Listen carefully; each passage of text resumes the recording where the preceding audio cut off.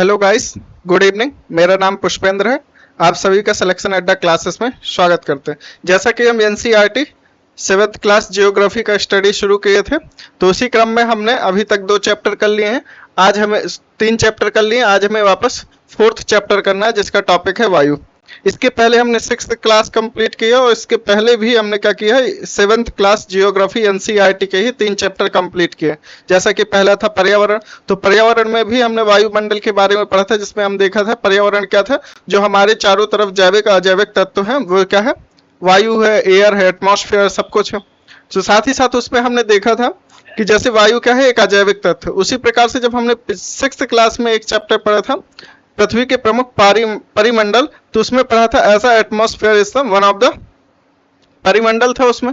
तो उसमें जब देखा था हमने, तो ये देखा था कि भूमंडल, स्थलमंडल और वायुमंडल देखा था। तो वायुमंडल को ऐसा परिमंडल देखा था और ये देखा था कि जब तीनों ही परिमंडल, भूमंडल, जलमंडल और वायुमंडल जहां पर इंटरेक्ट करते हैं, या क्या एक ऐसा सीमित क्षेत्र जहां पर तीनों ही परिमंडल इंटरेक्ट करते हैं, तो उस क्षेत्र में क्या होता है, एक जैव मंडल का निर्माण होता है, या कहें वहां पर जीवन जैसी स्थितियां संभव हो पाते हैं। तो उसी क्रम में हमें ये समझना है कि आखिरकार वायु हमारे लिए कैसे इंपॉर्टेंट हो जाती है। जैसा कि वायुमंडल पढ़ते हैं, एटमॉस्फेयर, उसमें देखा हमने कि कैसे कैसे हमारे लिए वायु इंपॉर्टेंट है। तो उसी क्रम में हम इसको और कनेक्टिविटी के साथ समझने का प्रयास करेंगे। इसी क्रम में हम क्या करें, पहले एनसीईआरटी की भूमिका को लेते हुए इसको आगे पढ़ने का प्रयास करते हैं।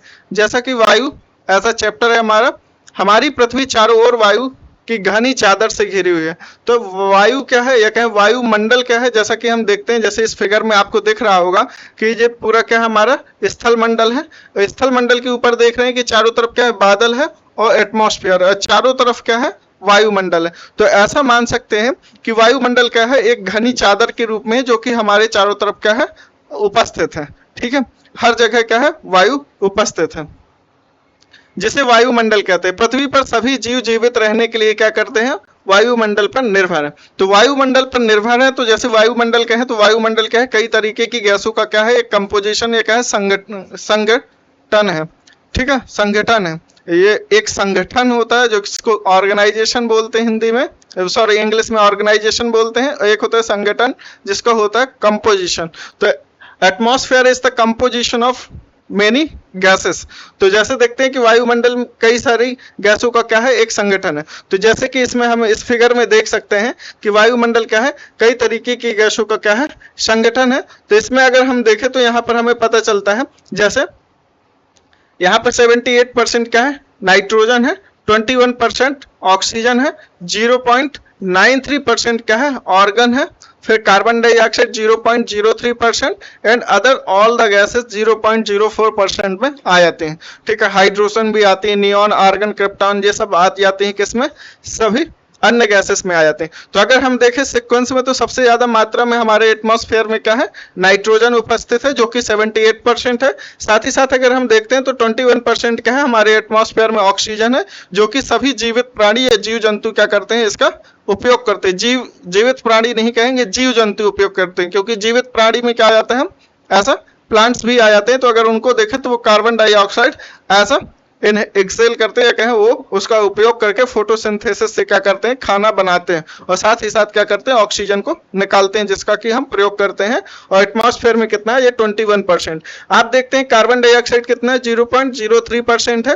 और यहाँ पर आर्गन को देखेंगे तो आर्गन की मात्रा क्या है, हमारे एटमॉस्फेयर में ज्यादा है, 0.93%। तो आर्गन को आप अच्छे से जानते होंगे, ये क्या है, हमारी आर्गन क्या है, हमारी एक नोबल गैस है। नोबल गैस का मतलब ये होता है कि ये अक्रिय गैस है, मतलब ये किसी भी तरीके से क्या नहीं करती, इंटरेक्ट नहीं करती, या कहीं रिएक्शन नहीं करती। अगर किसी एटमॉस्फेयर में कहीं पर रख दिया जाए तो इसका रिएक्शन नहीं होता। इसलिए क्या करते हैं, जैसे हमारे यहाँ बल्ब होते थे पहले, 100 वाट के बल्ब होते थे, तो उसमें क्या किया जाता था, इनर्ट गैस को डाला जाता था, ऐसा आर्गन उसमें डाली जाती थी। और आर्गन को देखते हैं कि वो क्या करती है, चाहे जितना टेम्परेचर बढ़ा दे तो वो क्या होती है, संतृप्त गैस होती है। मतलब ये कहेंगे कि उसमें किसी तरह की रासायनिक क्रिया देखने को नहीं मिलती, या कहें उसमें किसी भी तरीके का परिवर्तन देखने को नहीं मिलता।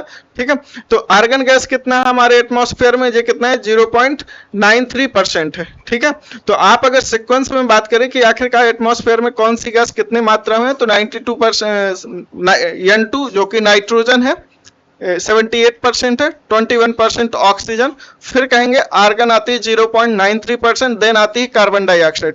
ठीक है, तो ये सीक्वेंस बहुत इंपॉर्टेंट है, कई बार वनडे एग्जाम्स में पूछ लिया भी जाता है, पीसीएस एग्जाम्स में पूछ, तो कई लोग क्या करते हैं पहले लगाते हैं नाइट्रोजन ऑक्सीजन देन लगाते हैं कार्बन डाइऑक्साइड, जबकि गलत है। तो पहले क्या है नाइट्रोजन ऑक्सीजन देन आर्गन, फिर आता है हमारा कार्बन डाइऑक्साइड। ठीक है, चलिए आगे चलते हैं।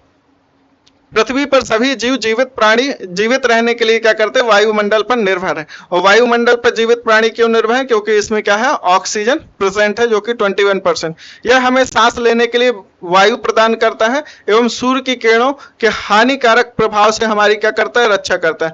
जैसे आप कई सारी लेयर्स कंपोजिशन ऑफ एटमॉस्फेयर पढ़ेंगे तो उसमें आप देखेंगे कि एटमॉस्फेयर में क्या है कई सारी गैसेस है। ठीक है, तो जैसे क्या हो जाती है ये हमारी हो जाती है ट्रोपोस्फियर, जो कि कितनी है, जैसे कि पोल्स में देखेंगे तो इसकी हाइट मैक्सिमम कितनी मानी जाती है 8 किलोमीटर है, वहीं पर इक्वेटर के पास इसकी हाइट कितनी मानी जाती है 18 किलोमीटर है। इसकी एवरेज हाइट को हम मान लेते हैं कितना है 13 किलोमीटर मानते हैं। ठीक है, कितना हाइट है 13 किलोमीटर। ठीक है, तो जब आप देखेंगे कि हमारे ट्रोपोस्फियर में ही जितने भी इसी को क्या कहेंगे हम क्षोभ मंडल कहेंगे, क्या कहेंगे क्षोभ मंडल।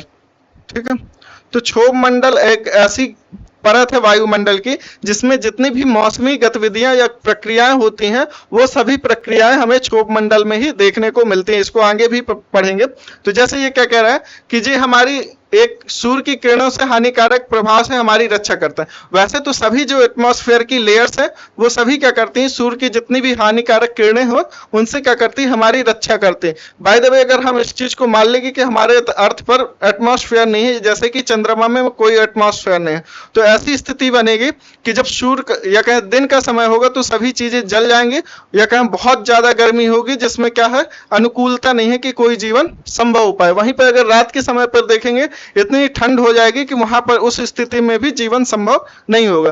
तो एटमॉस्फेयर हमारी इस प्रकार से भी रक्षा करता है कि यहाँ पर क्या हो पाता है पृथ्वी पर एक अनुकूल टेम्परेचर या क्या है अनुकूल तापमान निर्मित हो पाता है। ठीक है, और साथ ही साथ जितनी भी हानिकारक किरणें होती हैं जैसे जिनको बोलते हैं यूवी रेस, ठीक है यूवी रेस इन्हीं को बोलते हैं अल्ट्रावायलेट रेस, जो कि क्या करती है हमारे एटमॉस्फेयर में आती हैं सूर्य के द्वारा।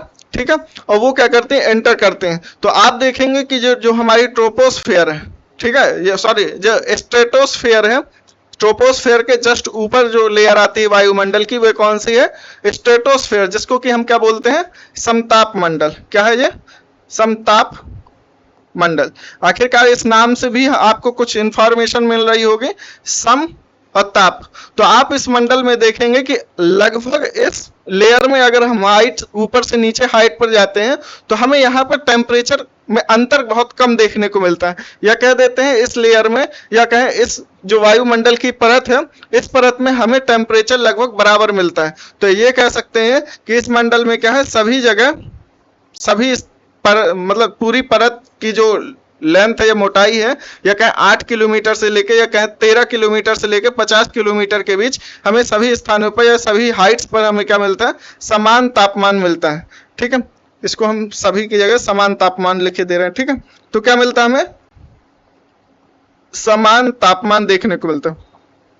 ठीक है, ये चीज लिखने की जरूरत नहीं है क्योंकि इसके नाम से ही हमें इन्फॉर्म मिल रहा है या कहें इन्फॉर्मेशन मिल रही है कि समतापमंडल मतलब पूरी ही परत में या कहें पूरी ही लेयर में जो कि 13 से लेकर 50 किलोमीटर के बीच समताप मंडल पड़ती पूरे में ही क्या टेम्परेचर बराबर है या कहें सभी जगह समान अवस्था में या कहें थोड़ा बहुत अंतर है। ठीक है, और इसमें एक लेयर पड़ती है जिसको बोलते हैं क्या ओजोन लेयर O3।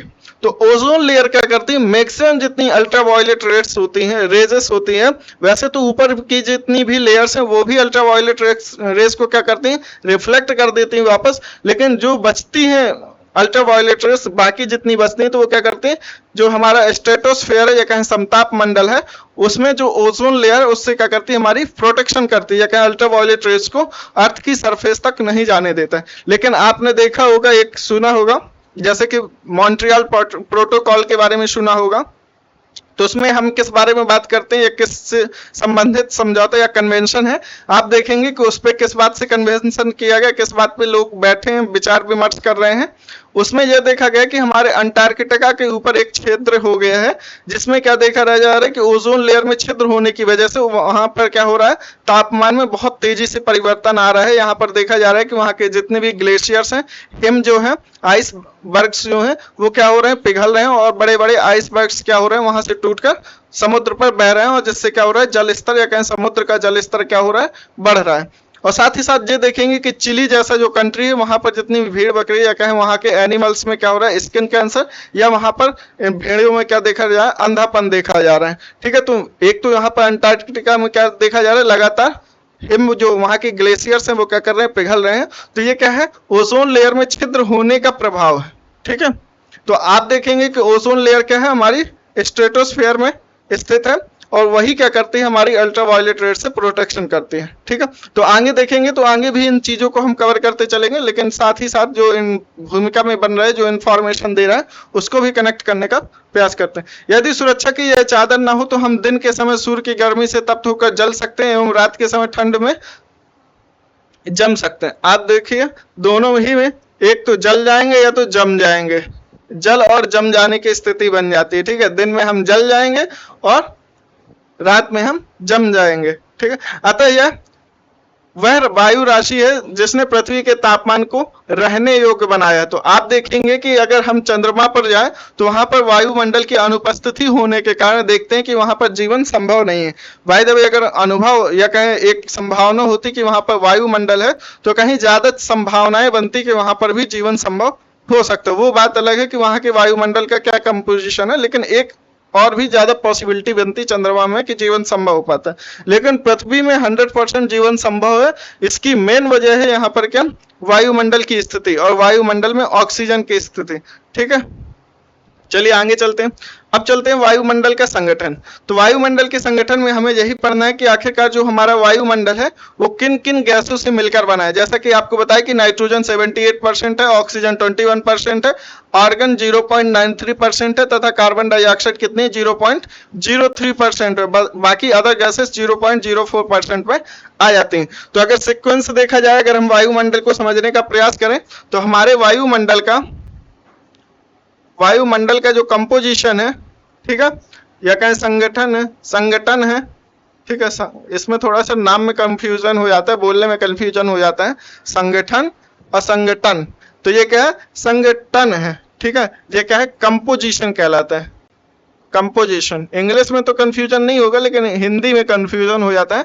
ये क्या है, कंपोजिशन। तो वायुमंडल का कंपोजिशन कैसा है, तो यहाँ पर 78% क्या है, नाइट्रोजन सबसे ज्यादा है। ठीक है, सबसे ज्यादा क्या है, नाइट्रोजन, फिर मिलती है हमें ऑक्सीजन, फिर हमें क्या मिलती है, आर्गन मिलती है, फिर क्या मिलती है, कार्बन डाइऑक्साइड मिलती है।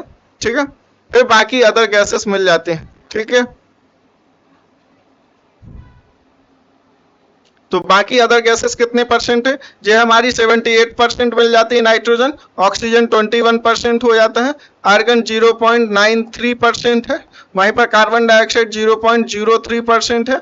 ठीक है, लेकिन इसमें क्या देखा जा रहा है, लगातार कार्बन डाइऑक्साइड की मात्रा में या कहें सांद्रता में वृद्धि देखी जा रही है, जिसका परिणाम क्या हो रहा है, ग्लोबल वार्मिंग।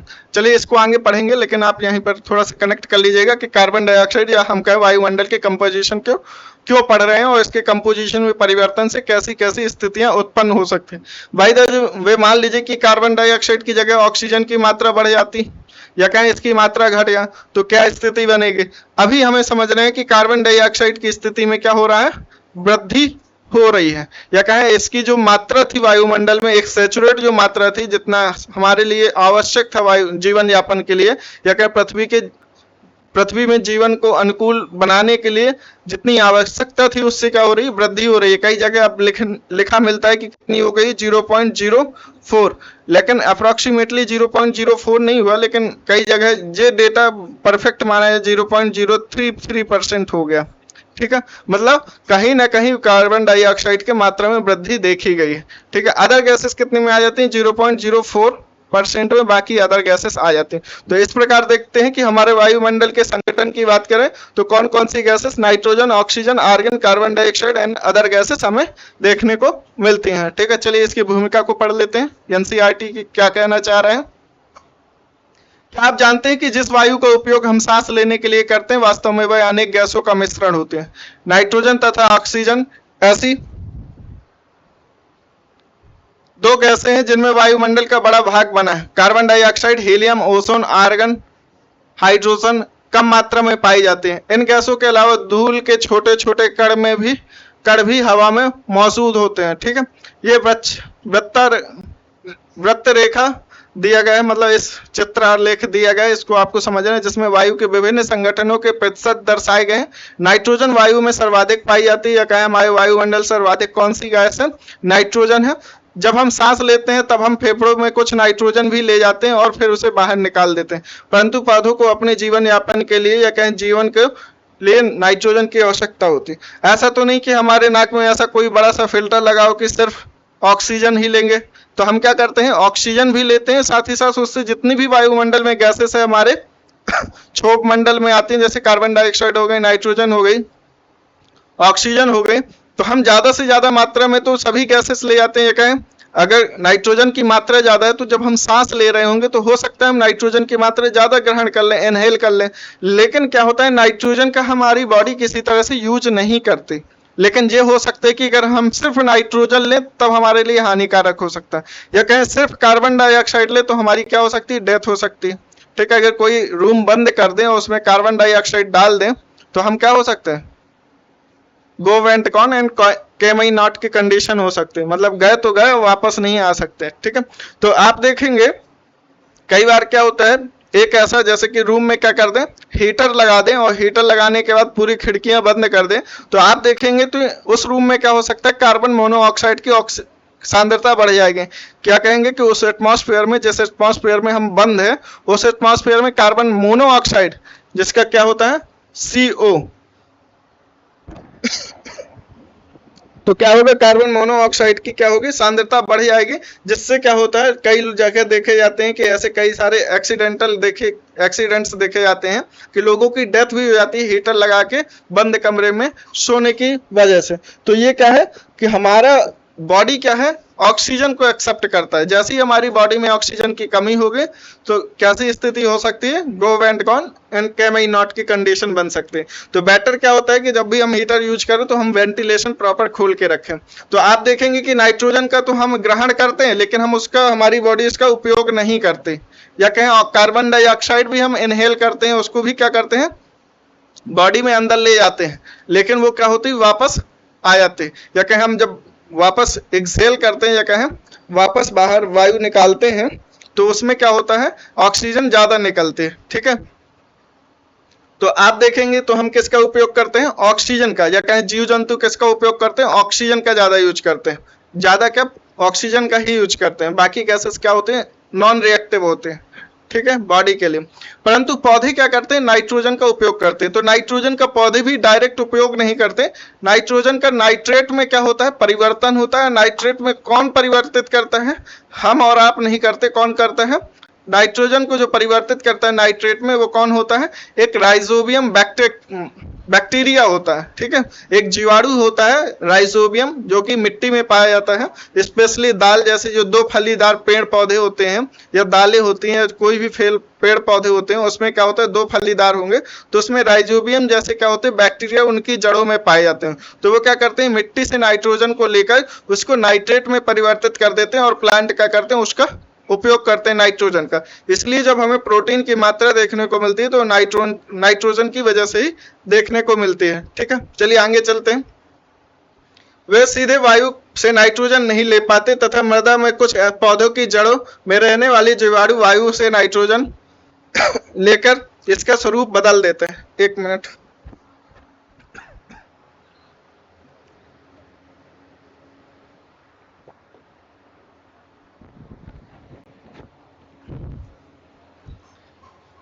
ठीक है, जैसे कोई जीवाणु होते हैं वो क्या करते हैं, नाइट्रोजन को लेकर उसका स्वरूप बदल देते हैं, नाइट्रोजन को नाइट्रेट में बदल देते हैं। जैसे कौन सा जीवाणु होता है, जैसे एग्जांपल लिख लीजिए, राइजोबियम, ठीक है, जो क्या होता है पौधों की जड़ों में पाया जाता है, ठीक है। और यही जो नाइट्रोजन होता है ये प्रोटीन के निर्माण में सहायक होता है, ठीक है। जो प्रोटीन बनता है वो नाइट्रोजन की वजह से ही बनता है, या कहें जितने भी अमीनो एसिड्स होते हैं उसके लिए कौन सा एलिमेंट रिस्पॉन्सिबल होता है, नाइट्रोजन होता है।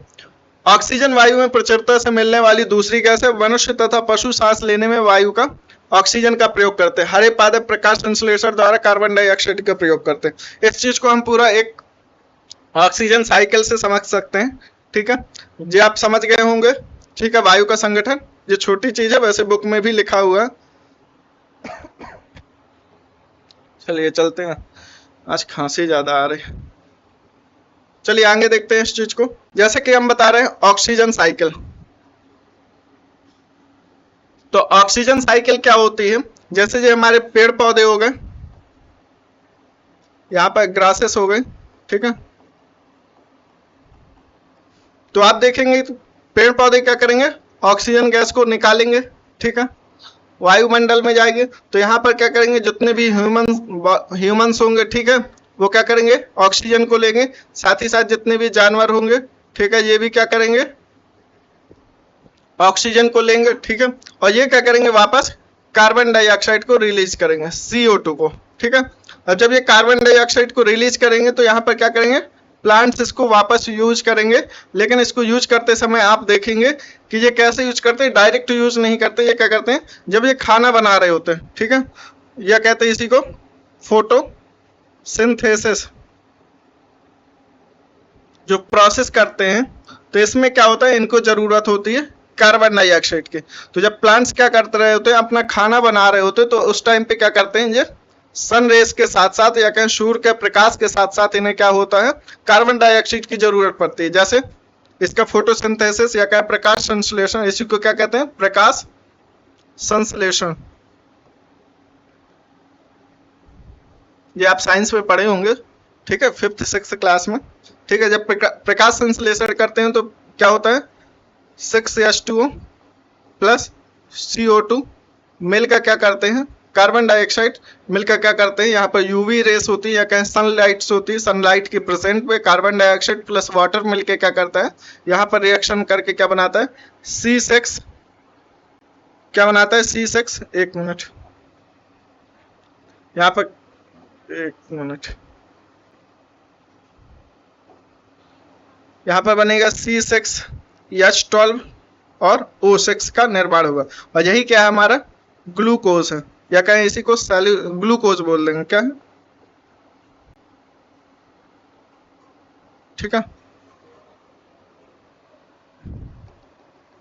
ठीक है। तो ये हमारा क्या होगा, जो प्रोडक्ट बनेगा फोटोसिंथेसिस से, कार्बन डाइऑक्साइड प्लस सनलाइट की प्रेजेंट में और वाटर की सहायता से क्या होते हैं, प्लांट फोटोसिंथेसिस करते हैं या प्रकाश संश्लेषण करते हैं और क्या करते हैं, खाना बनाते हैं।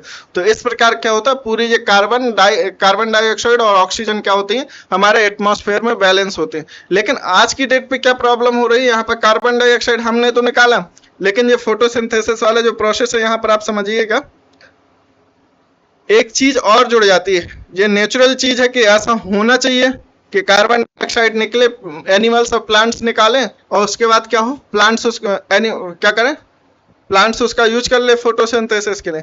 हम तो कार्बन डाइऑक्साइड छोड़ते हैं, साथ ही साथ और भी हमारी जो मानवीय क्रियाएं, जो हमने मानवीय पर्यावरण निर्माण किया है, उसके निर्माण में और उसमें जो क्रियाएं होती हैं, उसके द्वारा क्या होता है, हम कार्बन डाइऑक्साइड और भी एटमॉस्फेयर में बढ़ाते जा रहे हैं। जैसे जो इंडस्ट्रियल वर्क होता है, इंडस्ट्रियल जो वर्क होते हैं या फैक्ट्रीज होती हैं, वो भी क्या करती हैं, ज्यादा मात्रा में कार्बन डाइऑक्साइड निकालते हैं। जैसे जब हम क्या करते हैं, फॉसिल फ्यूल्स का यूज करते हैं, ठीक है, फॉसिल फ्यूल का कैसे यूज करते हैं, जैसे कि ऑटोमोबाइल में करते हैं, ऑटोमोबाइल्स में करते हैं। तो इस चीज को ध्यान दीजिएगा कि जैसे फॉसिल फ्यूल्स का करते हैं, और ऑटोमोबाइल्स में जैसे पेट्रोलियम, डीजल, ये सब हो गया। और साथ ही साथ जो हमारे बड़े मात्रा में थर्मल पावर प्लांट है,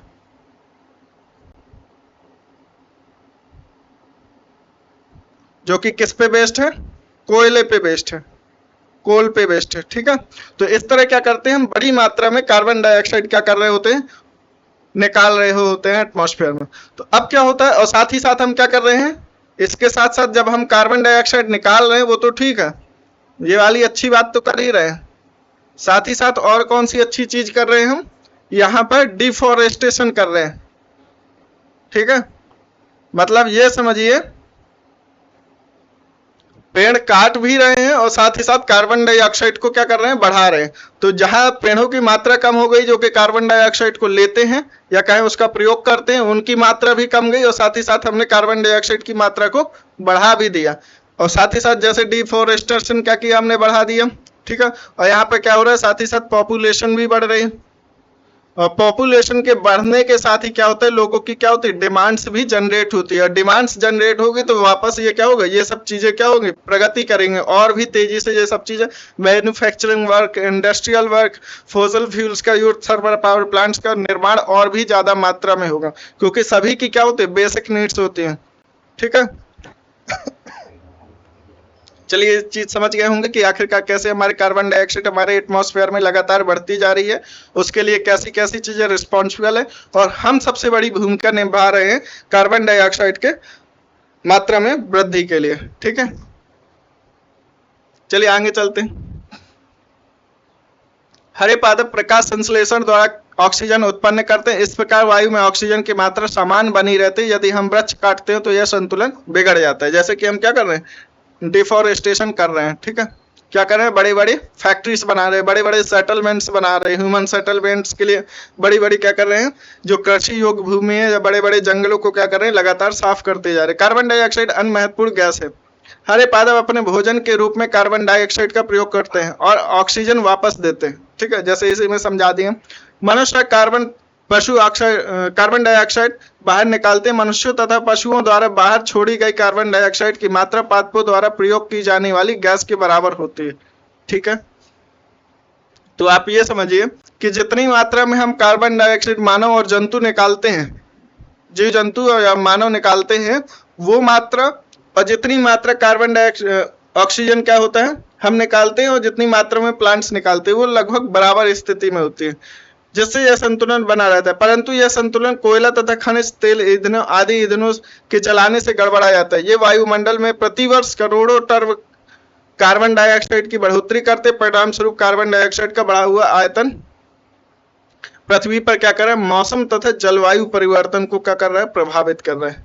तो मेन प्रॉब्लम क्या है, इसके बढ़ने या घटने से नहीं कि कार्बन डाइऑक्साइड बढ़ रही है। चलो ये समझ लेंगे कि 0.5% भी हो जाए तो कोई दिक्कत नहीं, लेकिन ये समझिए कि 0.1% की भी वृद्धि से क्या होगा, पूरा जो वायुमंडलीय तापन है या कहें ग्लोबल वार्मिंग है या कहें वैश्विक तापन है, वो क्या हो जाएगा, पूरी तरीके से परिवर्तित हो जाएगा। जैसे कि आज की डेट पे देखा जा रहा है 1900 के आसपास से जो टेम्परेचर आज की डेट पे देखा जा रहा है, या कहें फर्स्ट इंडस्ट्रियल रिवोल्यूशन के बाद जो टेम्परेचर आज की डेट पर है, उस टाइम से अभी तक में 1.5 डिग्री सेल्सियस का क्या देखा रहा है, वैश्विक तापन में वृद्धि देखी गई है। और उसी को रोकने के लिए लगातार क्या कर रहे हैं, वैश्विक कम्युनिटी क्या प्रयास कर रही है, लगातार यही प्रयास कर रही है कि उस तापन को क्या किया जाए, रोका जाए। अगर नहीं रोकेंगे तो कौन कौन सी प्रॉब्लम होगी आप बेटर समझते हैं। इस साल की गर्मी से तो परिचित ही होंगे कि बहुत अच्छी गर्मी हुई है। एक मिनट,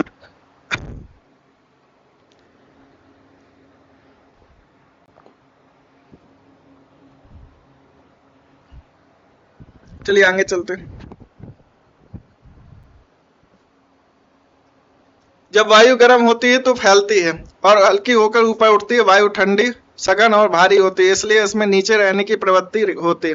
गर्म वायु के ऊपर उठने पर आसपास के क्षेत्रों में ठंडी वायु रिक्त स्थान भरने के लिए आ जाती है। इसी को वायु चक्र कहते हैं। चलिए इस चीज को एक साथ समझते हैं। पहले चलिए यहाँ पर जो चीज इनने बोली है, थोड़ा सा मौसम और जलवायु के बारे में समझ लेते हैं कि जलवायु परिवर्तन कैसे हो रहा है, क्योंकि यही मेन मुद्दा है आज की डेट पे। इन्वायरमेंट के जब भी टॉपिक पढ़ेंगे तो ये मुद्दा आता ही है कि आखिरकार जलवायु परिवर्तन कैसे हो। पहले ये आप रिवाइज कर लीजिए पिछले चैप्टरों से जो हमने पढ़ाया, मौसम और साथ ही साथ हमने क्या पढ़ाया था, जलवायु। ठीक है, जब भारतीय जलवायु वनस्पति एवं जीव प्राणी देखे थे 6th क्लास का लास्ट चैप्टर, जो 8th चैप्टर देखे थे, तो उसमें हमने मौसम और जलवायु के बारे में पढ़ा था। तो मौसम क्या होता है, दिन प्रतिदिन के टेम्परेचर में जो वृद्धि या परिवर्तन होता है, या कहें दिन प्रतिदिन में आज का दिन कैसा रहा, ज्यादा मैं कहें मौसम साफ रहा या टेम्परेचर ज्यादा रहा या बादल रहे। तो दिन प्रतिदिन की जो मौसमी घटनाएं होती है, ठीक है, इसमें दिन प्रतिदिन की बात की जाती है। और साथ ही साथ घंटों की भी बात की जा सकती है। दिन प्रतिदिन, आवर टू आवर हो सकता है, आवर टू आवर भी हो सकता है, ठीक है। किसी भी स्थिति में हम क्या देखें, टेम्परेचर को चेक करते हैं, टेम्परेचर कैसा था, एयर प्रेशर कैसा था, और साथ ही साथ ये देखते हैं कि ह्यूमिडिटी कैसी थी। अभी आगे चल के हम पढ़ेंगे कि आखिरकार ह्यूमिडिटी कैसे होती है। वैसे ह्यूमिडिटी को हम 3 प्रकार से पढ़ेंगे, सिर्फ आज इंट्रोड्यूस करेंगे कि ह्यूमिडिटी 3 प्रकार की होती है, कौन कौन से, रिलेटिव और absolute, relative humidity, absolute humidity और स्पेसिफिक ह्यूमिडिटी, ठीक है। तो ये सब अभी हम सिर्फ इंट्रोड्यूस करेंगे कि क्या होती है, आप इनको आगे जाकर नेट में सर्च करके पढ़ सकते हैं। बाकी आगे आने वाले चैप्टरों में हम ह्यूमिडिटी को और बेहतर तरीके से पढ़ेंगे। तो हमें जब मौसम की अवस्थिति चेक करनी होती है कि आज का मौसम कैसा है, तो मौसम में क्या करते हैं हम, दिन प्रतिदिन की जो वायुमंडलीय घटनाएं होती है कि वायुमंडल में टेम्परेचर कैसा रहा, आज के टेम्परेचर कैसा रहा, एयर प्रेशर कैसा था, ठीक है। अगर हमें एयर प्रेशर चेक करना है कि आज का तापमान कैसा था, तब भी हम क्या करेंगे, वहां के एयर प्रेशर को चेक करेंगे और ह्यूमिडिटी को। जलवायु में हम क्या करते हैं, मैक्सिमम एक लॉन्ग ड्यूरेशन को लेते हैं, क्या करते हैं, लॉन्ग ड्यूरेशन को लेते हैं, ठीक है, लंबे समय अवधि को लेते हैं। इसमें अप्रोक्सीमेटली क्या लिखते हैं, जैसे कि एनसीईआरटी में बताया गया 30 ईयर्स, ठीक है, 30 to 50 ईयर्स कुछ भी ले सकते हैं, 30 ईयर्स का लेते हैं। तब इसका चेक करते हैं कि उस क्षेत्र का, स्पेसिफिक किसी क्षेत्र का या किसी स्थान का 30 सालों का औसत टेम्परेचर, ठीक है, एयर प्रेशर,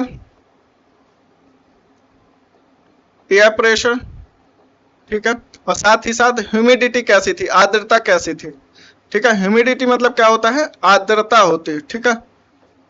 तो ह्यूमिडिटी क्या होती है, आर्द्रता होती है। एयर प्रेशर मतलब वायु दबाव कैसा था, और टेम्परेचर मतलब तापमान कैसा था। तो जलवायु और मौसम में आप अंतर बेसिक समझ गए होंगे। चलिए अब परिवर्तन को समझ लेते हैं कि इसको स्पेशली परिवर्तन नाम कैसे दिया गया।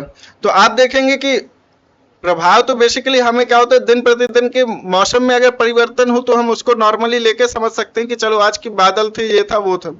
लेकिन जब जलवायु में परिवर्तन होता है तो बड़े लेवल पर परिवर्तन देखे जा सकते हैं, या कहें पूरी तरीके से हमारे स्थलाकृतिक परिवर्तन देखे जा सकते हैं, और वायुमंडलीय परिवर्तन और साथ ही साथ जीवन यापन की स्थितियां भी परिवर्तित हो सकते हैं। तो आप देखेंगे कि जलवायु परिवर्तन क्या है, इसी को बोलते हैं क्लाइमेट चेंज। जलवायु परिवर्तन कैसे आज की डेट पे एक मुद्दा बना हुआ है, क्लाइमेट चेंज।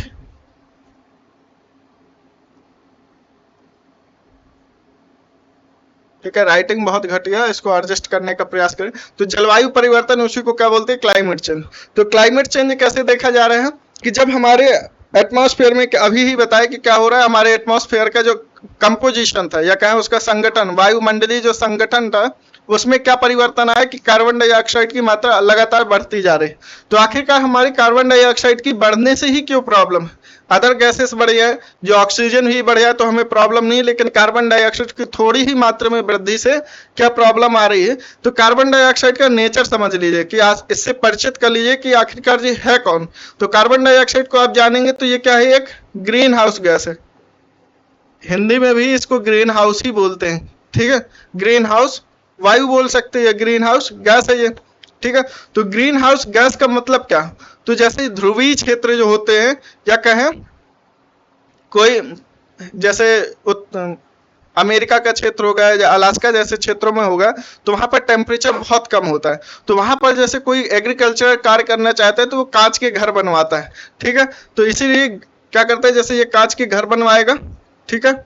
तो आप देखते होंगे ध्रुवीय क्षेत्रों में क्या होता है, नॉर्मली जहां पर टेम्परेचर बहुत कम होता है, तो यहाँ पर जैसे कांच के घर बनवाएगा और यहाँ पर प्लांट्स लगाएगा ये, तो दिन के समय तो क्या होगा, कांच के घर क्या करेंगे यहाँ पर, और साथ ही साथ यहाँ पर कार्बन डाइऑक्साइड की मात्रा को बढ़ा दिया जाएगा, ठीक है। यहाँ पर क्या किया जाएगा, कार्बन डाइऑक्साइड ज्यादा मात्रा में डाल दी जाएगी, ठीक है। तो दिन के समय क्या होगा, जब सूर्य की रोशनी पड़ेगी तो कांच से क्या होगा, एंटर कर जाएगा।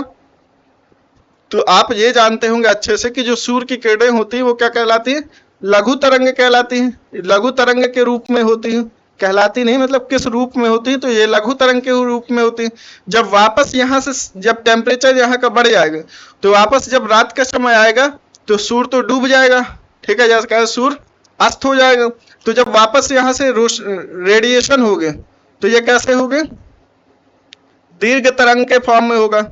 ये तो आप पढ़े होंगे ना, नहीं पढ़े तो पढ़ लीजिए, दीर्घ तरंग के फॉर्म में होगा। तो दीर्घ तरंग का मतलब ये है कि इसकी क्या होता है, वेवलेंथ ज्यादा लंबी हो जाती है, और लघु तरंग का क्या होगा, छोटी छोटी होगा, ठीक है। तो ये ऐसे फॉर्म में होगा, ये सब आपने समझिए, बाद में इसको चीजें साइंस में आप समझेंगे। तो आप ये समझ लीजिए कि सूर्य की किरणें लघु तरंग के रूप में आएंगी, और कांच का ग्लास का जिसको बनाया जाएगा तो इसमें क्या हो जाएगी, जो हीट होगी वो क्या हो जाएगी, यहाँ पर ट्रैप हो जाएगी।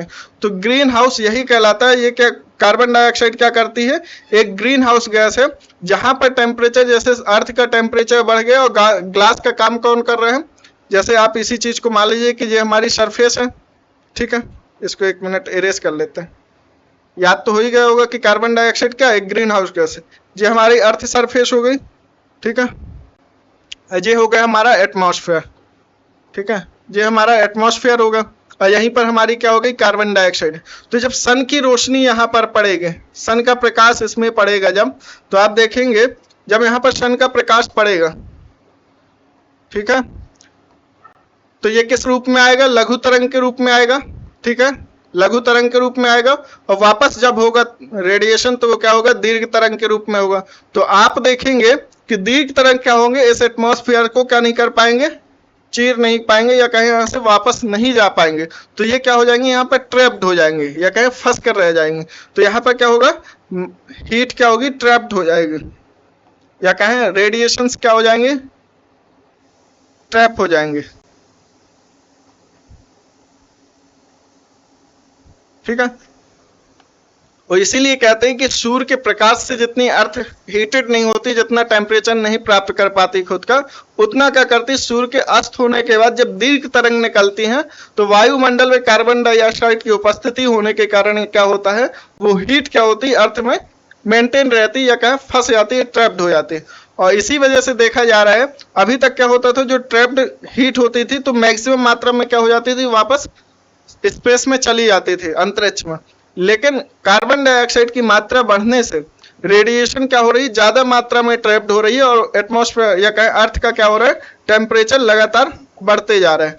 तो आप ये चीज समझ गए होंगे, ठीक है, कि आखिरकार क्या हो रहा है यहाँ पर, ठीक है। तो क्या हो रहा है, कार्बन डाइऑक्साइड की मात्रा बढ़ने से क्या हो रहा है, अर्थ का टेम्परेचर बढ़ रहा है। तो आप एक रिपोर्ट देखे होंगे, आईपीसीसी सीसी की रिपोर्ट देखे होंगे, जो कि 2022 की है, ये 6th रिपोर्ट थी इसकी। तो इसमें बताया गया था क्या, कि एटमॉस्फेयर का, या कहें हमारी ग्लोबल वार्मिंग हो रही है, या कहें इन्हें ग्लोबल 6th रिपोर्ट आए थे, तो इसमें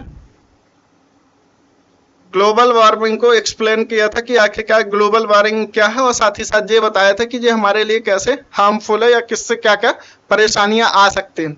तो इसमें ये बताया गया था कि जो 1900 या 1971 के बीच से लेके, जो कि फर्स्ट इंडस्ट्रियल रिवॉल्यूशन, ये 1900 के आसपास से, ये बताया कि 1900 से लेकर 1971 के बीच जो हमारा सी लेवल था, ठीक है, सी लेवल था, उससे आज की टाइम पे 3 गुना वृद्धि हो गई। तो जो सी लेवल है, जो 1900 या 1971 के बीच जो अर्थ का सी लेवल था, या कहें समुद्र का सी लेवल था, उसमें आज 3 गुना की वृद्धि देखी गई। साथ ही साथ ये भी बताया कि जो फर्स्ट इंडस्ट्रियल रिवॉल्यूशन थी, फर्स्ट इंडस्ट्रियल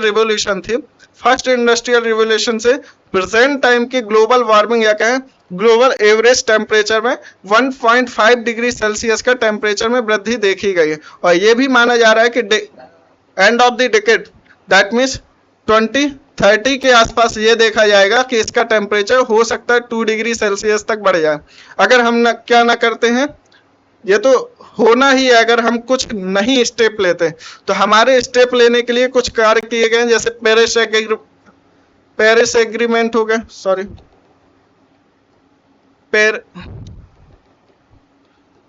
पेरिस एग्रीमेंट हो गया। पेरिस क्या है, फ्रांस की कैपिटल, पेरिस एग्रीमेंट जो हुआ था, ठीक है। 2015 का, तो उसमें क्या बोला गया था, हम क्या बनाएंगे, एक अकाउंट बनाएंगे जिसमें लगभग $100 बिलियन के आसपास रुपए डाले जाएंगे। जो विकासशील देश है उनको ये रुपए हम क्या करेंगे, अलॉट करेंगे, और वो वहां पर क्या करेंगे, रिन्यूएबल एनर्जी पर वर्क करेंगे। ठीक है, तो जो $100 का क्या किया था हमने, $100 बिलियन का एक फंड बनाने का प्रयास किया गया था, उस पर हमें वर्क करना होगा। साथ ही साथ हमें एसडीजी गोल्स, जो हमारे एसडीजी गोल्स है उस पर वर्क करना होगा, और जो आईची गोल्स जो हैं इस पर भी हमें वर्क करने की जरूरत है। जो हमारे आईची गोल्स हैं इस पर भी हमें कार्य करने की जरूरत है, और साथ ही साथ बेसिक चीजें हो गई जैसे एफॉरेस्टेशन मतलब क्या है, वनों का लगाना। ठीक है, तो ये सब चीजें करना, और साथ ही साथ और भी सारी चीजें, जैसे हमने क्या किया है, क्योटो प्रोटोकॉल हो गया, तो हमें क्या करना है, जितनी भी हमारी क्लोरोफ्लोरोकार्बन्स है उनको भी रोकना है, उनका उत्सर्जन कम करना है, जिससे क्या ना हो, ओजोन लेयर डिप्लेट ना हो। ठीक है, चलिए आगे चलते हैं, वायुमंडल की संरचना को समझने का प्रयास करते हैं। आप यहाँ पर देखेंगे कि वायुमंडल की संरचना में हम कौन कौन सी लेयर देखते हैं, क्षोभ सीमा या क्षोभ मंडल। तो आप देखेंगे क्षोभ मंडल की जब से सबसे ऊपरी जो परत होगी उसको क्षोभ सीमा कहेंगे। तो ये सभी नाम का ऐसा ही है, सेम है। समताप मंडल का समताप सीमा हो जाएगी, मध्य मंडल का मध्य सीमा हो जाएगी, वायुमंडल का यहाँ पर वायुमंडल हो जाएगी, फिर बहिर्मंडल। ठीक है, तो आप देखेंगे कि पहले क्षोभ मंडल, समताप मंडल, मध्य मंडल और वायुमंडल, इसी में एक थर्मोस्फेयर आती है। ठीक है, और थर्मोस्फेयर में एक आयनोस्फेयर भी आती है जिसमें क्या होते हैं, चार्ज्ड आयंस होते हैं। ठीक है, तो ये क्या होता है, रेडियो सिग्नल्स के ट्रांसफॉर्मेशन में क्या करते हैं, हमारी हेल्प करते हैं। चलिए पढ़ते हैं। हमारा वायुमंडल 5 परतों में विभाजित है, जो पृथ्वी की सतह से आरंभ होता है। ये है क्षोभ मंडल, संताप मंडल, मध्य मंडल, बाह्य वायुमंडल एवं बहिर्मंडल। क्षोभ मंडल में क्या क्या स्थिति है, यह परत वायुमंडल की सबसे महत्वपूर्ण परत है। इसकी औसतन ऊंचाई लगभग 13 किलोमीटर है। तो एक चीज और आपको यहाँ पर बताई थी हमने, क्या कि जैसे ये तो देखते हैं कि इसकी औसत ऊंचाई हमने कितना माना है, 13 किलोमीटर, लेकिन हम नॉर्थ पोल में देखते हैं इसकी ऊंचाई कितनी है, 8 किलोमीटर। वहीं पर इक्वेटर के पास देखते हैं कितनी है, 18 किलोमीटर, और औसतन मानी जाती है कितनी है, 13 किलोमीटर है। ठीक है, और इसी में माना जाता है कि जितनी भी मौसमी क्रियाएं होती है या मौसम संबंधी जो गतिविधियां होती है वो इसी में देखी जाती है। जैसे वर्षा हो गया, हिमपात हो गया, ओलावृष्टि हो गई, ये सब चीजें हमें कहाँ देखने को मिलता है, क्षोभ मंडल में ही ये सब क्रियाएं देखने को मिलती है। इसी मंडल में मौजूद वायु में सांस लेते हैं मौसम की लगभग सभी घटनाएं, जैसे वर्षा, कोहरा, ओलावर्षण इसी परत के अंदर होती है। समताप मंडल को देख लेते हैं। समताप मंडल की सबसे बड़ी विशेषता क्या है, उसमें ओजोन लेयर, और जितनी भी वायुमंडलीय दशाएं यहाँ पर होती हैं वो लगभग क्या होती है, समान होती है। इसके नाम से ही पता चल रहा है समताप मंडल, मतलब यहाँ पर टेम्परेचर क्या है, सभी स्थितियों में ऊपर या नीचे जाए समताप मंडल की परत में, तो वहां पर टेम्परेचर हमें लगभग समान मिलेगा। और यहाँ पर इसीलिए क्या होता है, जितनी भी वायु एयरक्राफ्ट होते हैं, फाइटर जेट्स होते हैं, वो क्या करते हैं, इसी में उड़ते हैं या यहीं पर उड़ना ज्यादा प्रेफर करते हैं। समताप मंडल क्षोभ मंडल के ऊपर का भाग समताप मंडल कहलाता है। यह लगभग 50 किलोमीटर की ऊंचाई तक फैला है। तो आप देखेंगे 13 किलोमीटर से आगे जाएंगे 50 किलोमीटर तक, तो हमारी कौन सी परत पड़ेगी, समताप मंडल पड़ेगी। यह परत बादलों एवं मौसमी संबंधी घटनाओं से लगभग मुक्त होती है, मतलब यहाँ पर मौसम संबंधी कोई भी घटनाएं नहीं होती। इसके फलस्वरूप यहाँ की परिस्थितियां हवाई जहाज उड़ने के लिए आदर्श होती है। समताप मंडल की एक महत्वपूर्ण विशेषता यह है कि इसमें क्या है, ओजोन लेयर है, जो कि क्या करती है, सूर्य की हानिकारक किरणें या कहें अल्ट्रावायलेट रेड्स से क्या करती है, हमारी सुरक्षा करती है। मध्य मंडल क्या है, यह वायुमंडल की तीसरी परत है। यह समताप मंडल के ठीक ऊपर 80 किलोमीटर तक जाते हैं, 50 से 80 तक जाएंगे, या कहें 30 किलोमीटर की ऊंचाई तक क्या है, फैली। अंतरिक्ष में प्रवेश करने वाले उल्का पिंड इसी परत में आकर क्या होते हैं, जल जाते हैं। तो जितने भी मेटेरॉइड्स होते हैं क्या होते हैं, यहाँ तक आते आते जल जाते हैं, और जो नहीं जलते तो वो क्या होते हैं, पृथ्वी पर टकरा जाते हैं, और उससे बड़ी हानि होती है। भूकंप और ज्वालामुखी जैसी क्रियाएं देखने को मिल जाती है। ठीक है, बाह्य वायुमंडल में बढ़ती ऊंचाई के साथ तापमान अत्यधिक तीव्रता से बढ़ता है। तो इसी को बाह्य वायुमंडल को हम क्या बोलते हैं, थर्मोस्फेयर बोल देते हैं। तो आप इसके बाद देखेंगे मेसोस्फेयर है, फिर आ जाता है थर्मोस्फेयर। इसी में आप देखेंगे क्या आता है, थर्मोस्फेयर के जस्ट ऊपर या क्या थर्मोस्फेयर के ही लेयर में हमें आयनोस्फेयर देखने को मिलता है, जिसमें क्या होते हैं, चार्ज पार्टिकल होते हैं। क्या होते हैं, चार्ज पार्टिकल हमें देखने को मिलते हैं, जो कि हेल्प करते हैं किसमें, radio signals transformation, radio signal transformation. ये तो आपको दिख ही नहीं रहा है, एक मिनट, ठीक है। तो यहां पर हमें क्या देखने को मिलता है, चार्ज्ड पार्टिकल देखने को मिलते हैं, चार्ज्ड पार्टिकल, ठीक है, जो कि क्या हेल्प करते हैं, रेडियो सिग्नल ट्रांसफर में क्या करते हैं, कम्युनिकेशन में क्या करते हैं, ये हेल्प करते हैं, ठीक है। रेडियो संचार तकनीक में ये क्या करते हैं, हेल्प करते हैं।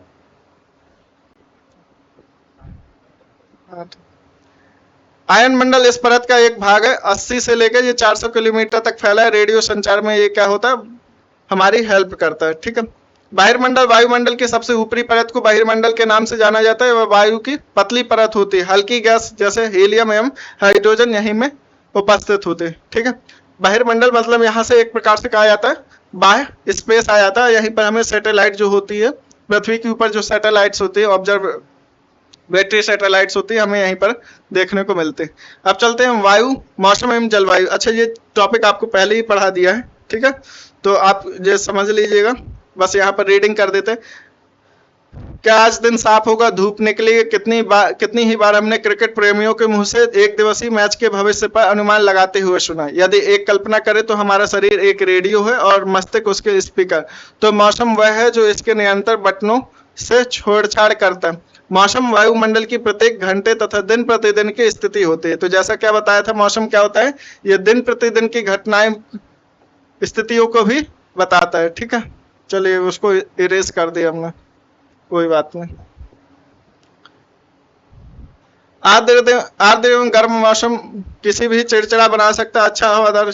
चलिए ये सब चीजें रीडिंग वाली हैं, कोई बात नहीं। तापमान, आप प्रतिदिन जिस तापमान का अनुभव करते हैं वह वायुमंडल का तापमान होता है, ठीक है। तो तापमान क्या होता है या टेम्परेचर क्या होता है, तो टेम्परेचर को आप ऐसे समझ सकते हैं, तो टेम्परेचर को अगर आप समझना चाहते हो तो सिंपली ये कह सकते हैं कि टेम्परेचर क्या होता है, ये हमारे क्या होता है, एक अनुभव होता है, या कहें एक सेंसेशन होता है, या तो हमें वह गर्म लगेगा या ठंडा लगेगा, ठीक है। तो वायुमंडल का तापमान केवल दिन और रात में ही नहीं बदलता बल्कि ऋतुओं के अनुसार भी बदलता है। तो हम आपको बताए थे जब पृथ्वी की प्रमुख गतियां चैप्टर पढ़ा था 6th क्लास में, तो उसमें देखा था पृथ्वी की प्रमुख 2 गतियां थी, घूर्णन गति और परिक्रमण गति। तो घूर्णन गति से क्या हो रहा था, दिन और रात की स्थिति बन रही थी। दिन और रात की स्थिति बनने की वजह से क्या हो रहा था, जहां दिन के समय क्या हो रहा था, अत्यधिक तापमान उस क्षेत्र का होता था, वहीं रात के समय उस क्षेत्र का तापमान क्या हो जाता था, कम हो जाता था। इस तरह की स्थिति हमें विषुवत रेखा पर क्या देखने को मिलती थी, यहाँ पर तापांतर बहुत कम देखने को मिलता था। जैसे ही हम अक्षांश या कहें भूमध्य रेखा से ध्रुवों की तरफ जाएंगे तो वहां पर तापांतर की स्थिति हमें बढ़ती हुई देखने को मिलती है, ठीक है। और सबसे ज्यादा अगर हमें तापांतर की स्थिति देखना है तो वो हमें रेगिस्तानी क्षेत्रों में मिल जाता है, जहाँ दिन में बहुत ज्यादा टेम्परेचर होता है, वहीं रात में क्या हो जाता है, बहुत कम हो जाता है, ठीक है।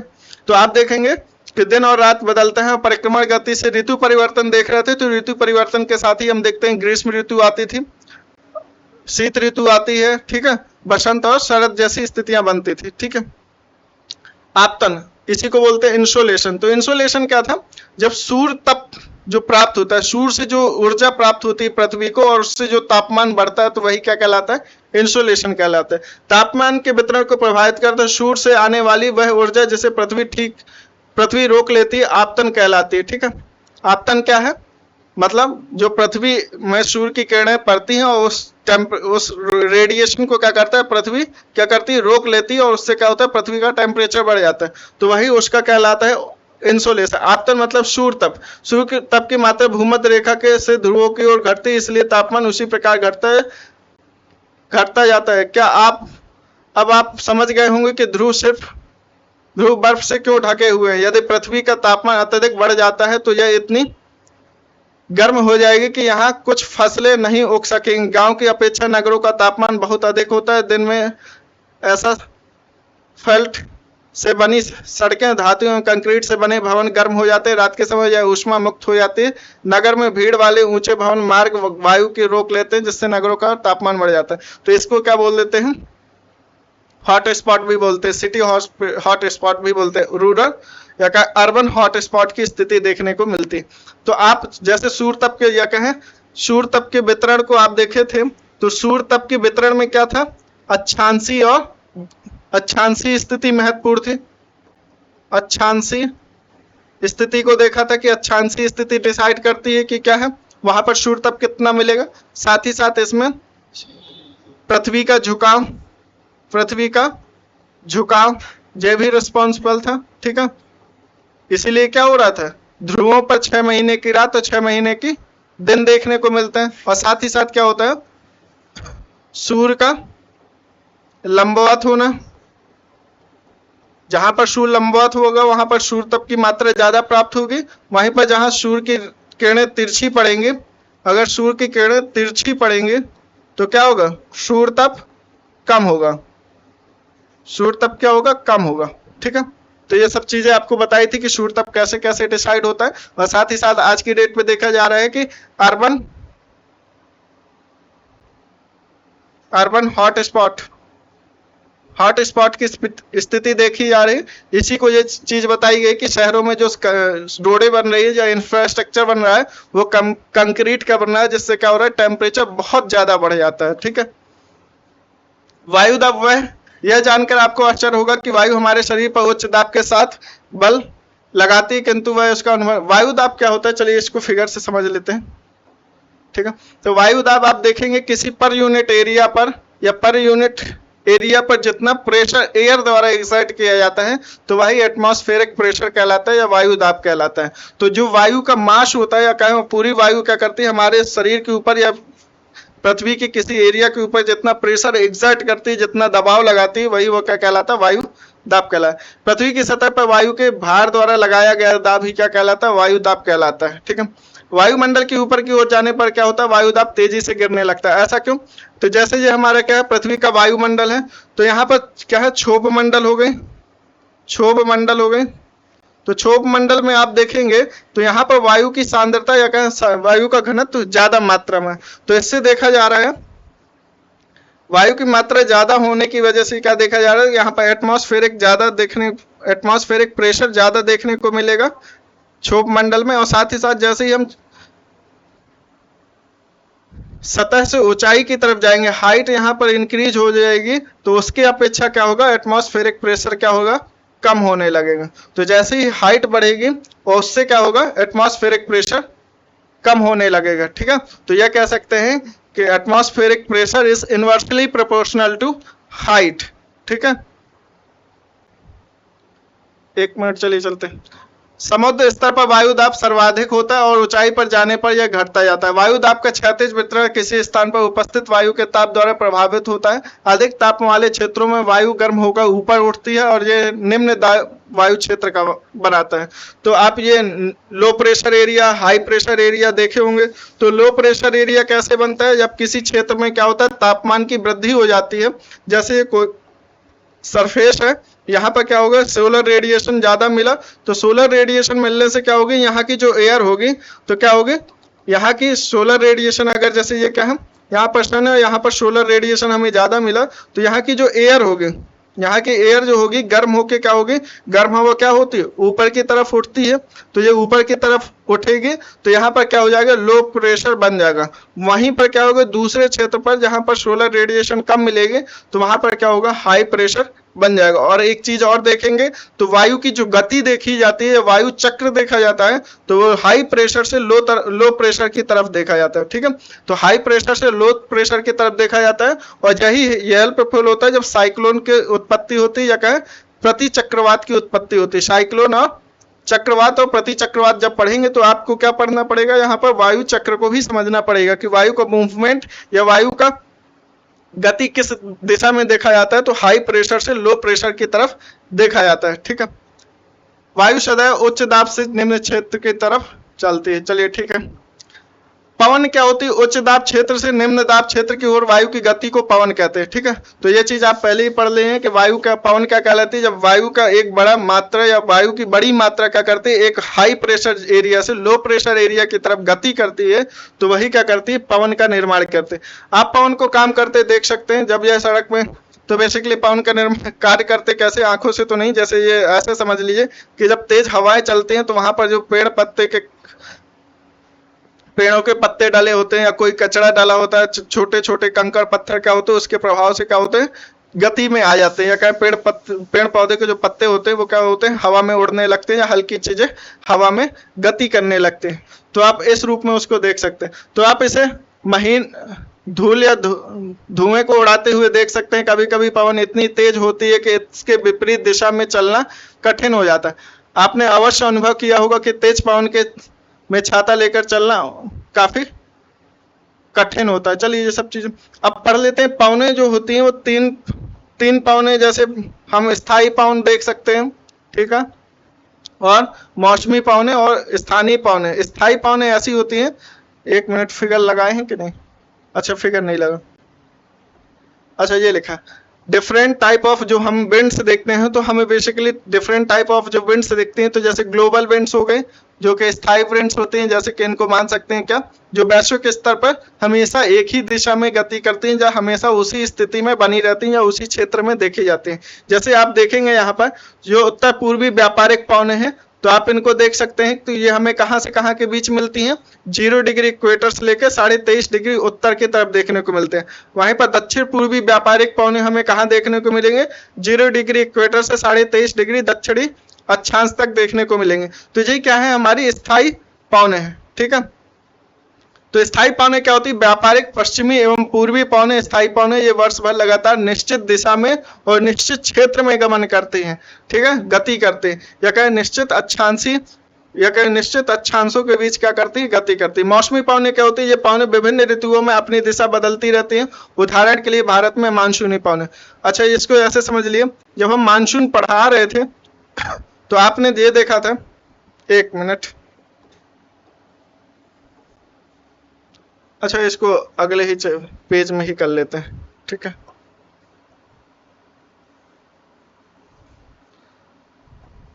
तो आप देखेंगे जब इंडिया का हम मानसून पढ़ा रहे थे यहाँ पर, तो आप देखे थे कि यहाँ पर क्या था, 0 डिग्री इक्वेटर थी नीचे।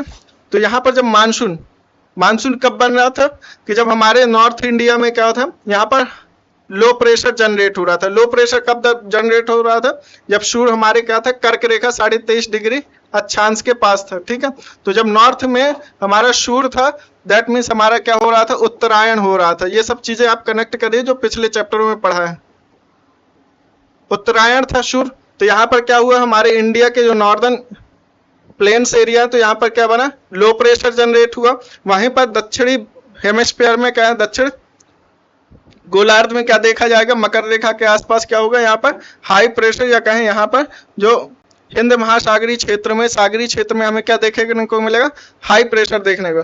तो वहीं पर जो दक्षिण पूर्वी व्यापारिक पवनें जो चलती हैं, जो कि स्थायी पवनें हैं, तो इसमें हाई प्रेशर और यहाँ पर हाई लो प्रेशर बनने की वजह से क्या बन रहा था, यहाँ की जो व्यापारिक पवनें, जो स्थायी पवनें थी, उनकी दिशा में परिवर्तन देखने को मिल रहा था। तो ऐसी ही जो परिवर्तन, अपनी दिशा में परिवर्तन जो पवनें कर लेती हैं, उन्हीं को क्या बोला जाता है, मौसमी पवनें बोला जाता है। तो जैसे हमारा दक्षिण पश्चिम मानसूनी पवनें जो होती हैं, वो क्या होती हैं, हमारी मौसमी पवनें होती है। एक ही मौसम के समय देखने को मिलते हैं, जैसे जून से लेकर अगस्त के बीच ही देखने को मिलेंगे। ठीक है, चलिए आगे चलते हैं। स्थायी पवनें क्या होती है, ये पवनें किसी छोटे क्षेत्र में वर्ष या दिन के समय किसी विशेष समय में चलती है। जैसे हमारे इंडिया में क्या चलती है, लो देखा जाता है। और भी ऐसी कई सारी स्थायी पवनें होती हैं, जैसे चिनूक हो गई, मिस्ट्रल हो गई, बोरा हो गई, ब्रीज हो गई, ये सब क्या है, लोकल विंड्स है। ठीक है, जैसे मिस्ट्रल कहाँ चलती है, ये फ्रांस में चलती है।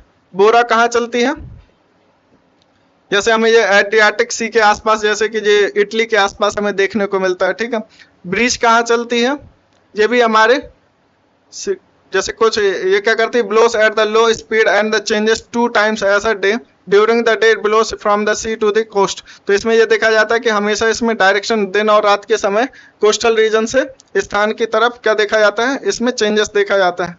ठीक है। तो मानसूनी जो विंड्स होते हैं ये क्या भी है, मौसमी, या क्या है, मौसमी पवन है। स्थायी पवन क्या होते हैं, ये एक क्षेत्र विशेष में ही चलते हैं।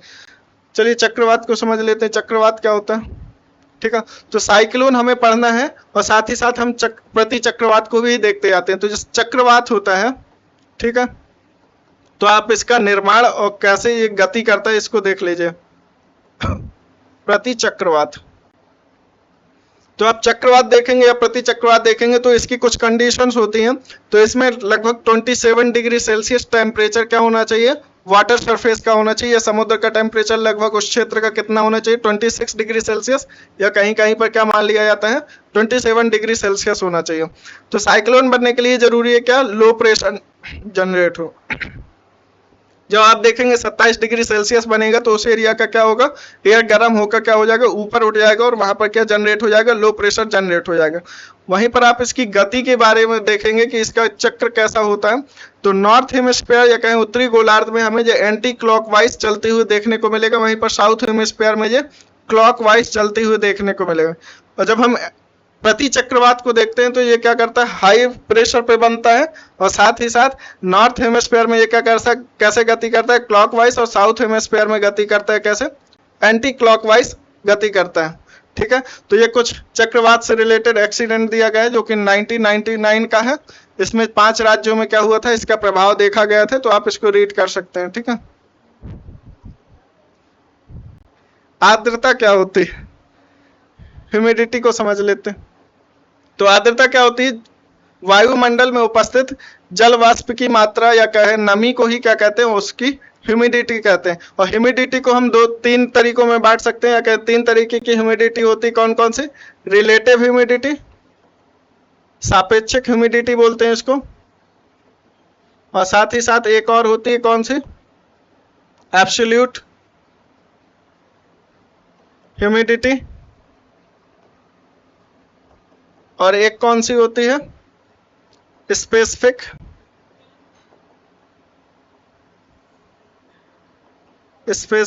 ह्यूमिडिटी। ठीक है। तो ये भी क्या करता है, ह्यूमिडिटी भी क्या होती है, बड़ी रिस्पॉन्सिबल होती है वहाँ की जलवायु से संबंधित, जलवायु में कैसी अवस्थितियां बनेगी। तो जब हम देखते हैं कि जलवायु कैसी होगी या मौसम कैसा होगा तो वहां पर 3 चीजें देखते हैं, टेम्परेचर देखते हैं, ठीक है, एटमॉस्फेरिक ये एयर प्रेशर देखते हैं, वहाँ का वायु दाब कैसा है, ठीक है, एयर प्रेशर देखते हैं, जैसे लो प्रेशर होगा, हाई प्रेशर होगा, ये रिस्पॉन्सिबल होता है। और साथ ही साथ जो तीसरा कंडीशन होता है वो होता है वहाँ की ह्यूमिडिटी कैसी है। अगर ह्यूमिडिटी ज़्यादा है तो वहाँ पर क्या होगी, बारिश की संभावनाएं बनेगी। ठीक है। तो जब जल पृथ्वी एवं विभिन्न जलाशयों से वाष्पित होता है तो वह क्या करता है, जलवाष्प बन जाता है। वायु में किसी भी समय जलवाष्प की मात्रा को आर्द्रता कहते हैं। जब वायु में जलवाष्प की मात्रा अत्यधिक होती है तो उसे क्या कहते हैं, आर्द्र दिन कहते हैं। ठीक है। जैसे जैसे वायु गर्म होती है जाती है, जलवाष्प धारण करने की क्षमता बढ़ती जाती है और इस प्रकार क्या होता है, अधिक आर्द्र हो जाती है। ठीक है। जलवाष्प ऊपर उठता है तो यह ठंडा होकर शुरू हो जाता है। जलवाष्प संघनित होकर ठंडा होकर जल की बूंद बनता है। चलिए इसको समझ लेते हैं। जैसे आप देखेंगे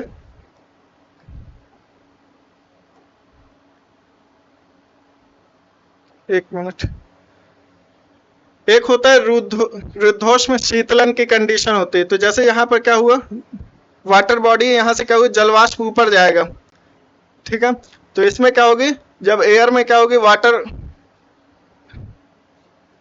वेपर होगा तो ये क्या होगा, ऊपर जाके क्या हो जाएगा, एक्सपैंड हो जाएगा। एक्सपैंड होती है इसके क्या होगा, टेम्परेचर में कमी आएगी और टेम्परेचर में कमी आते ही ये क्या होगा, संघनित होना शुरू हो जाएगा। संघनित होना, इसी को बोलते हैं क्या, कंडेंसेशन। तो कंडेंसेशन देखा जाएगा और ये क्या होगा, संघनित होकर क्या हो जाएगा, जलवाष्प जल की बूंदों में परिवर्तित हो जाएगा। और जैसे ही जल की बूंदों में परिवर्तित होगा तो वहां पर क्या देखा जाएगा, वर्षा की स्थिति हमें देखने को मिलेगी। आकाश में उड़ते हुए जेट हवाई जहाज अपने पीछे सफेद पथ चिन्ह छोड़ देते हैं। जैसे हम देखते हैं जेट हवाई जहाज जब हवाज में छोड़ते हैं तो पीछे हमें सफेद पट्टी सी दिखती है। तो इसी वजह से होती है कि ये क्या करते हैं कि पीछे जलवाष्प छोड़ देते हैं और वो क्या हो जाते हैं, ऊपर होने पर, काफी ऊंचाई पर होने से, जैसे हम हमें स्थल से क्षोभ मंडल से ऊंचाई की तरफ जाएंगे तो वायु दाब में भी परिवर्तन आता है, साथ ही साथ टेम्परेचर में भी कमी देखने को मिलती है। तो ऊपर टेम्परेचर कम होने की वजह से क्या होता है, जलवाष्प बहुत जल्दी क्या हो जाता है, संघनित हो जाता है, जो कि हमें क्या होता है, एक पट्टी के रूप में दिखाई देने लगता है। पृथ्वी पर जल के रूप में गिरने वाला वर्षण वर्षा कहलाता है। ज्यादातर भौम जल वर्षा जल से ही प्राप्त होता है। पौधे जल संरक्षण में मदद करते हैं। जब पहाड़ी पार्श्वों में पेड़ काटे जाते हैं तो ये देखते हैं कि जैसे पहाड़ी क्षेत्रों को हमने जल काट दिया तो वहां पर क्या होता है, अनावृत पहाड़ों में नीचे बहता है, तो वहां पर क्या होता है, ज्यादा पानी नहीं सोख पाते पहाड़, या उस क्षेत्र में मिट्टियां क्या नहीं कर पाती, जल का अवशोषण कम कर पाती है, और वो क्या होता है, पूरा पानी क्या हो जाता है, प्रवाहित हो जाता है। और इसी वजह से हमें देखने को मिलता है क्या, भूस्खलन जैसी स्थिति देखने को मिलती है। ठीक है, क्रियाविधि आधार पर वर्षा के 3 प्रकार होते हैं, संवहनीय वर्षा, पर्वतीय वर्षा, और साथ ही साथ एक होती है चक्रवाती वर्षा। इन फिगर से आप देख लीजिए। तो चक्रवाती वर्षा क्या होती है, चक्रवात क्या बनते हैं, जब ठंडी वायु और गर्म वायु एक दूसरे के पास आते हैं, या कहें यहाँ पर फ्रंट का निर्माण होता है, वताग्र का निर्माण होता है। जब वताग्र का निर्माण होगा तो ठंडी वायु भी आएगी और गर्म वायु भी आएगी। तो जब ठंडी वायु आएगी और गर्म वायु का मिलन होगा तो वहां से क्या होगी, गर्म वायु तेजी से ऊपर उठ जाएगी। तो यहाँ पर क्या होगा, काफी तेज बारिश होगी और बिजली चमकेगी, ऐसी स्थिति बनेगी। तो वहां पर क्या होगा, ठंडी वायु तो नीचे रह जाएगी लेकिन गर्म वायु क्या हो जाएगी, ऊपर उठ जाएगी। और जैसे ही ऊपर उठेगी इसमें क्या होगा, प्रसार देखा जाएगा, और प्रसार देखते ही क्या हो जाएगा, वायु संघनित होकर पानी के रूप में बदल जाएगा। आर्द्र वायु, जैसे ये पर्वतीय क्षेत्रों में वर्षा जो होती है तो पर्वतों के ढाल के सहारे क्या होती है, जो गर्म वायु होती है ऊपर उठकर क्या हो जाती है, संघनित हो जाती है और वर्षा करती है। वहीं पर संवहनी वर्षा क्या करती है, इसमें हमें ऊर्ध्वाधर इसमें गति देखी जाती है। और इससे क्या होता है, जब इसमें संघनन की स्थिति देखते हैं तब भी हमें क्या देखने को मिलता है, वर्षा की स्थिति देखने को मिलती है। चलिए, पौधे तथा जीव जंतुओं के जीवित रहने के लिए वर्षा बहुत महत्वपूर्ण है। इससे धरातल को ताजा जल प्रदान होता है। यदि वर्षा कम हो तो जल की कमी तथा सूखा हो जाता है। इसके विपरीत अगर वर्षा अधिक होती है तो बाढ़ आ जाती है। चलिए, बाकी आप ये क्वेश्चन कल कर लीजिएगा। ठीक है, कंप्लीट करते हैं। Thanks, have a nice day.